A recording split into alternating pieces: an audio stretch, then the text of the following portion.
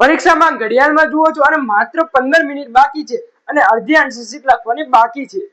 તો મિત્રો મોટાભાગના વિદ્યાર્થીઓ આ સમયે પેનિક થઈ જાય છે અને ગભરાઈ જાય છે. આનાથી તે તેમના માર્ક્સ ગુમાવે છે. પણ સ્માર્ટ સ્ટુડન્ટ આ સમયે કંઈક અલગ જ રમત રમતા હોય છે. તો સાંભળો આ 3 મેજિકલ સ્ટેપ. એમાં પહેલું સ્ટેપ છે કે તમે જે પ્રશ્ન બાકી મૂક્યો છે તે લખો અને તેનો આન્સર 2 થી 3 લાઈનમાં પૂરો કરો.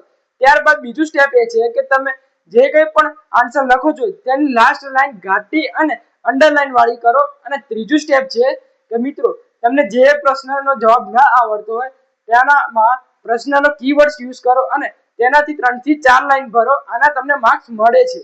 મિત્રો યાદ રાખજો કે એક્ઝામિનર કોન્ટેન્ટ નહીં પણ કોન્ફિડન્સ અને પ્રેઝન્ટેશન જુએ છે. તો મિત્રો આ સ્ટ્રેટેજીનો ઉપયોગ કરો અને છેલ્લી 15 મિનિટમાં તમે 10 થી 15 માર્ક્સ મેળવી શકો છો. તો મિત્રો આ વિડીયો એવા મિત્ર સાથે શેર કરજો કે જેને આની ખાસ જરૂર હોય.